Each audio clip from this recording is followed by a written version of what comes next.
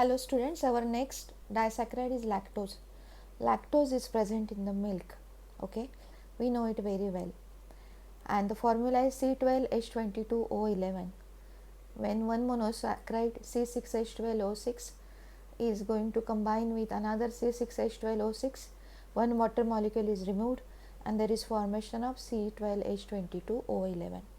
Okay, in this lactose, two monosaccharide units are there, as we studied in sucrose and maltose also, but now these units are beta D galactose and another one is beta D glucose. Okay, so what is this? When there is a beta, then we must know that this OH is above the plane. This OH is above the plane of this pyranose ring. Okay, and now this is our glucose. This is our glucose and this is beta. That means this OH is above the plane. Okay, see now what is the difference in between galactose and glucose? At the fourth carbon, here it is H above the plane, while here it is OH is above the plane. And then if this is the situation, then that monosaccharide called galactose. Please remember this thing. This is very important. Okay, so you can write beta D galactose like this and beta D glucose like this. I explain this OH related thing, that's why we are saying this is beta, above the plane, below the plane. If below the plane OH is there, then that is the alpha. If it is above the plane OH, then that is beta. Okay, so what is going to happen over here? Glycosidic bond is going to form in between these two monosaccharides by removing H2O molecule, and so now at this 1 and 4th position, or this 1 and this 4th position, this is first and this is 4th position. Okay, when there is removal of water molecule, OH is here, from this H2O is removed, then there is a linkage of O like this, and then this is linked in this way 1 and 4, and at this is the beta.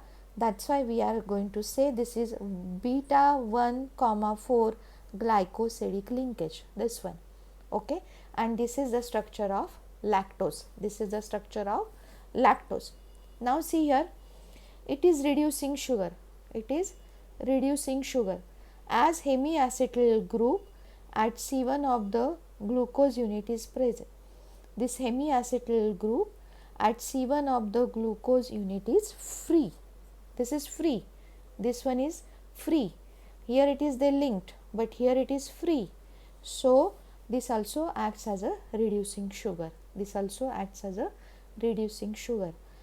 the oxygen from the carbonyl group, that is aldehyde, and at the next alpha position there is OH. So this is hemiacetyl condition, and where we can use this thing for the reducing purpose, and so this is the reducing sugar. Next topic is polysaccharides. Okay, linking large number of monosaccharide units by glycosidic linkage. Okay, this is monosaccharide units by glycosidic linkage, but now these are large numbers. Up till now we studied only 2, that is disaccharides. Now more than 2, if there are the large number of monosaccharides linked to each other, then that is known as polysaccharide. In polysaccharide we are going to study 3 examples, that is starch, cellulose and glycogen. Okay, so here this is, first we are going to see the starch. This is polymer of alpha D glucose. We know very well what is alpha D glucose, polymer. And here in this starch there are two components. One is amylose, another one is amylopectin. And another one is amylopectin. Okay, this amylose is present 15 to 20%, and the major part is 80 to 85% is amylopectin, that is 80 to 85%. Okay, so now first we have to see what is amylose and what is amylopectin. Okay, so what is amylose? First we are going to see amylose. These amylose, this is a straight chain polysaccharide. This is a straight chain polysaccharide, means we can say this is unbranched. Okay, they are combined to each other in a straight chain. We know the straight chain hydrocarbons, just like that. This is a straight chain polysaccharide, means we can say unbranched. Okay, this is soluble in water. This is soluble in water. Then if we are going to test it with the iodine, then it will show blue colored complex. We know this example very well. When we add iodine drops on potato slice, it shows blue color. Okay, it shows blue color, and we say that starch is present. We know this very well. Okay, same thing is here explained. Now in this amylose, near about 200 to 1000 alpha glucose units are linked to each other.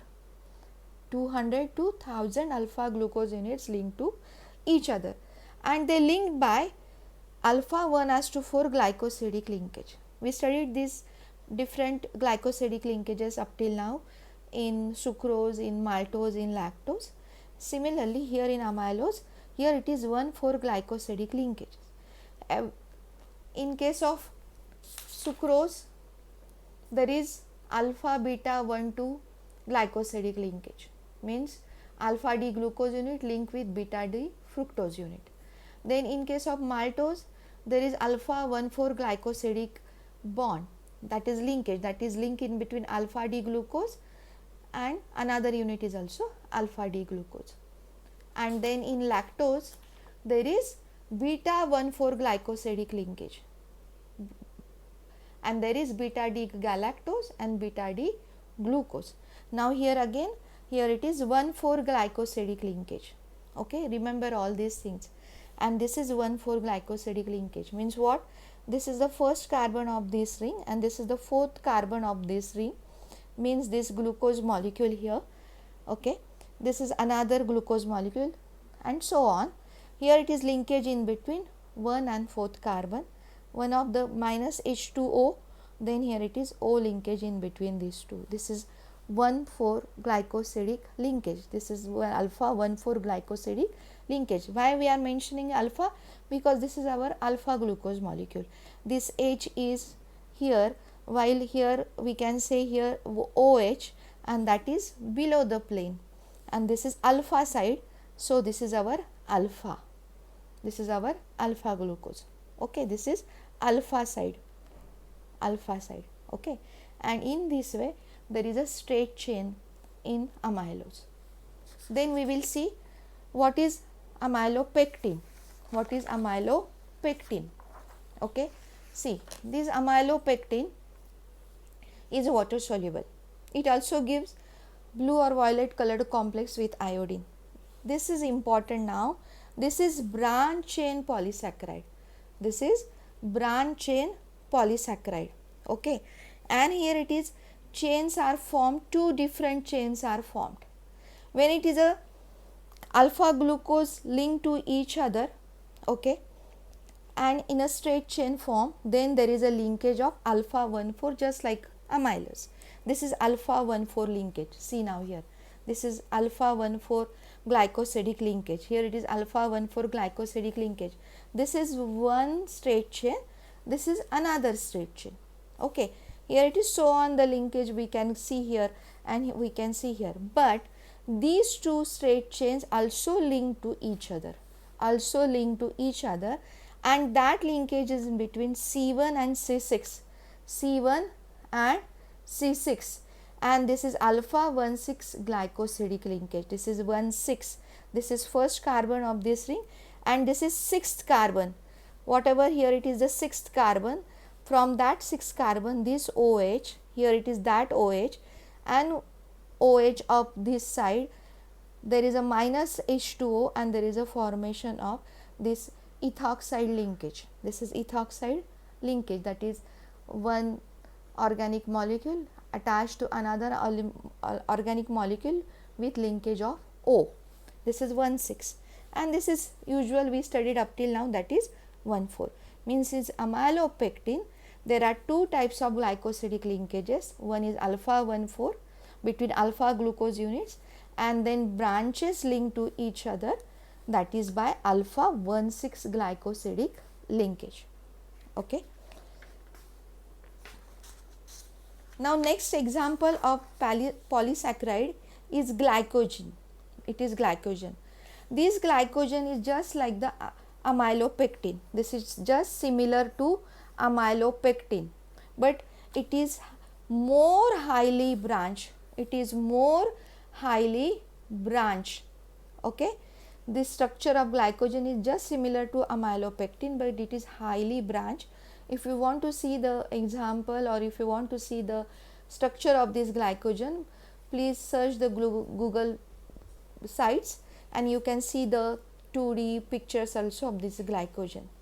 This glycogen serves as a form of energy storage in animals. Energy storage in animals, this is very important. This energy storage is nothing but glucose storage. Okay. Animals as well as in fungi as well as in bacteria. Animals, similarly in human mankind also. Okay. So animal is a general term for all type of species which can store their energy in the form of glucose. So this is also called glucose storage. Then next example is cellulose. Next example is cellulose. This is straight chain polysaccharide. This is straight chain polysaccharide. Okay. Now what is the difference? We are going to see. In our cellulose and in our starch, okay, there is a difference. Just like a amylose, here it is, this is also the straight chain, but glycosidic bond is different. Glycosidic bond is different. In amylose, that is alpha 1,4 glycosidic, while in cellulose it is beta 1,4. This is important. This is important. This is beta 1,4. And what is beta glucose? See here, this position, this OH is above the plane and this H is below the plane. So now this is beta side and this is alpha side, and so this is called beta glucose. This is called beta glucose. These beta glucose linked by beta 1,4 glycosidic bonds. And how are these?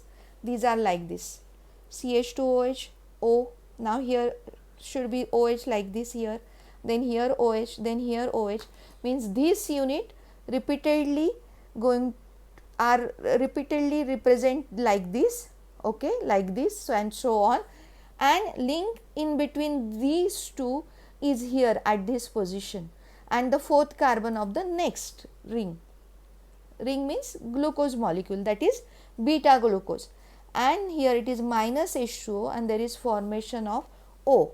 Minus H2 means this OH and the OH of next ring, OH of next ring, here it is H, then they are going to link to each other by removal of water molecule, like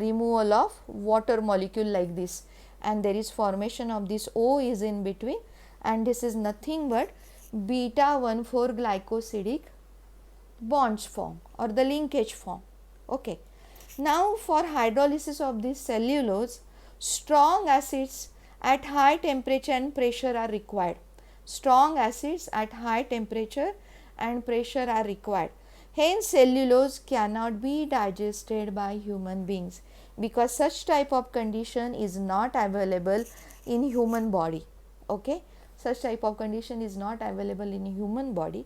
So cellulose cannot be digested by human beings, and this cellulose actually serves as the fibrous content of food, and that is useful for bowel movement, and that's why fibrous food is very important in our day to day life, in our eating patterns, in our eating habits. Okay, but that is useful for bowel movement, that is not going to digested by human beings. And this is all for carbohydrates, like we studied from the beginning different things, and this is all for the important part, that is the carbohydrate of the biomolecules. And now the next topic is proteins. Thank you.